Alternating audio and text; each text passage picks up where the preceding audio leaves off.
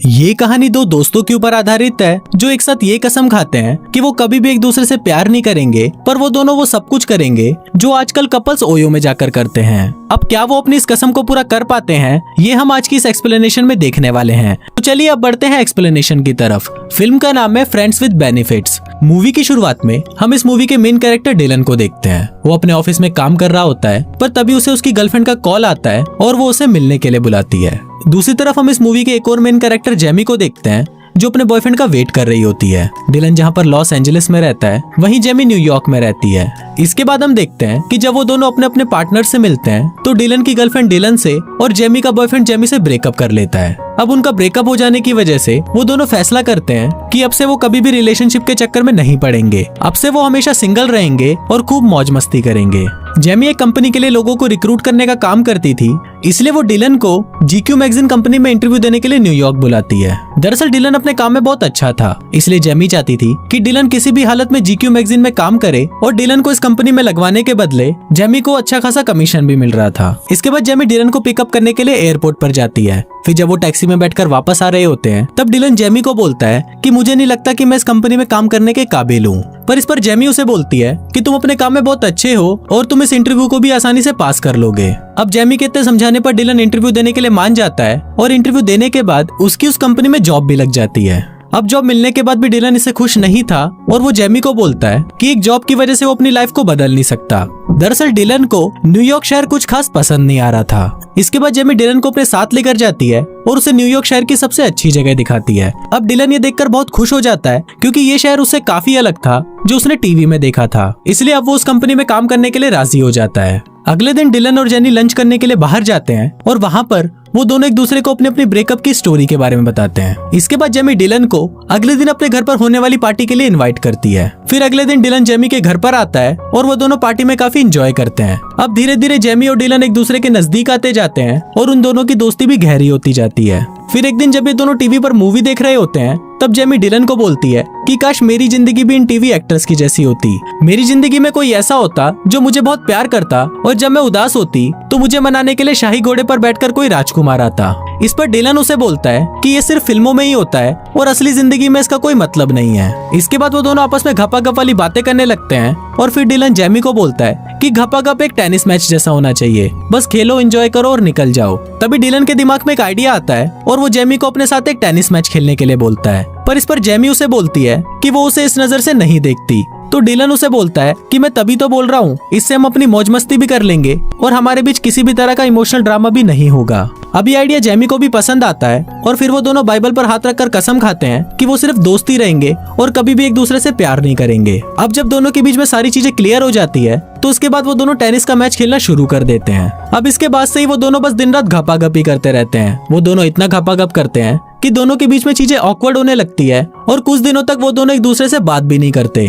कुछ दिनों बाद वो दोनों एक पार्क में मिलते हैं जहाँ जेमी डिलन को बताती है कि उसे लगा था कि सिर्फ घपाघप करने की वजह से उन दोनों की दोस्ती में कोई फर्क नहीं पड़ेगा, पर उसे लगता है कि फर्क पड़ रहा है और इस वजह से अब से हम ये सब नहीं करेंगे। पर अगले ही दिन से वो दोनों अपने आप को रोक नहीं पाते और फिर से टेनिस मैच खेलना शुरू कर देते हैं। अब ऐसे ही कुछ दिन और निकल जाते हैं और ये दोनों बस दिन रात टेनिस मैच ही खेलते रहते हैं। अब एक दिन घपाघप करने के बाद जेमी डिलन से बोलती है कि मुझे लगता है कि अब मुझे एक बॉयफ्रेंड बना लेना चाहिए और इसलिए अब से हमें ये मैच खेलना भी बंद कर देना होगा। इसके बाद वो घूमने के लिए एक पार्क में जाते हैं जहाँ जेमी को एक लड़का पसंद आ जाता है। फिर वो उससे बात करने के लिए उसके पास जाती है और कुछ देर बातें करने के बाद वो उससे उसका नंबर ले आती है।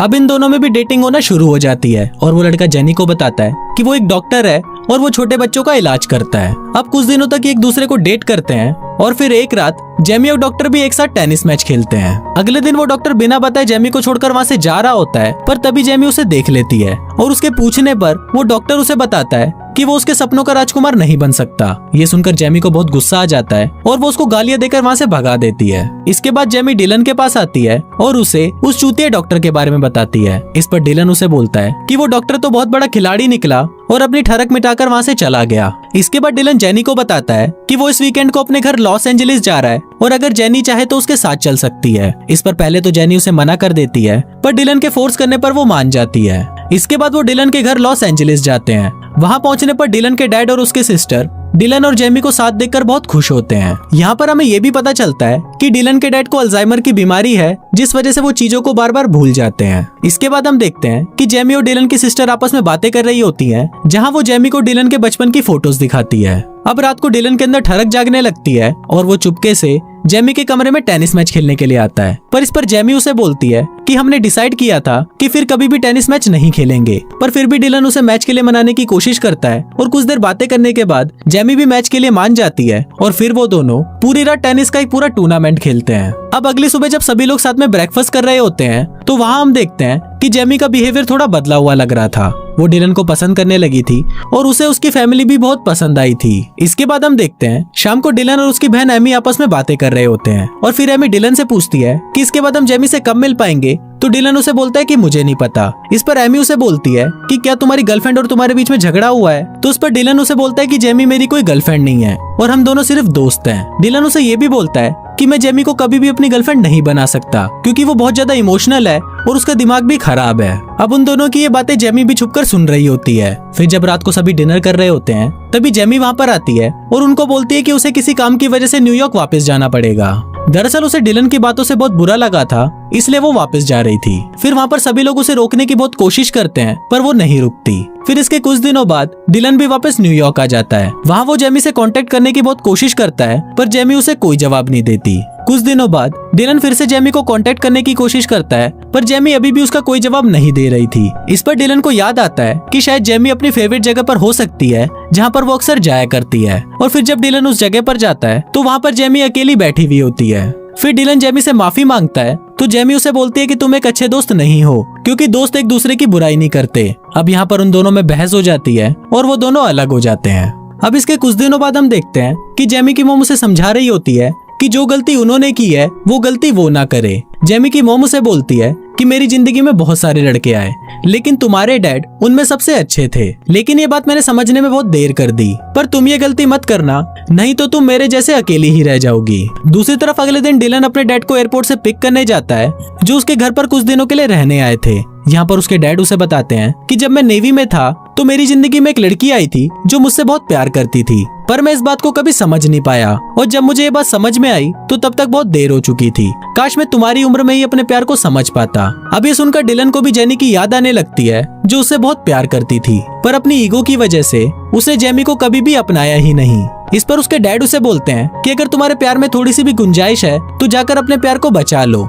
फिर डिलन अपने डैड को घर छोड़कर अपने मिशन को पूरा करने के लिए निकल जाता है। इसके बाद हम जेमी को देखते हैं जो अपनी मॉम से बात कर रही थी क्योंकि उसकी मॉम ने उसे एक जगह पर मिलने के लिए बुलाया था। जेमी अपनी मॉम से पूछती है कि आप कहाँ पर हो, तो इस पर उसकी मॉम उसे बोलती है कि वो एक टाई पहने हुए लड़के के पास खड़ी है। अब जेमी उनको ढूंढ ही रही होती है पर तभी वहाँ पर सभी लोग डांस करने लग जाते हैं। इसके बाद वहाँ पर उसे डिलन खड़ा हुआ दिखता है जो उसके पास आकर उससे माफी मांगता है। वो उसको बोलता है कि वो उसे बहुत मिस कर रहा है और वो जेमी से बहुत प्यार करने लगा है। इसके बाद वो जेमी को घुटनों पर बैठकर प्रपोज करता है और फिर वो दोनों एक दूसरे को किस करते हैं। इसके बाद वो दोनों एक साथ डेट पर जाते हैं और ये उनके रिलेशनशिप की पहली डेट होती है। और कुछ इसी तरह से ये फिल्म यहीं खत्म हो जाती है।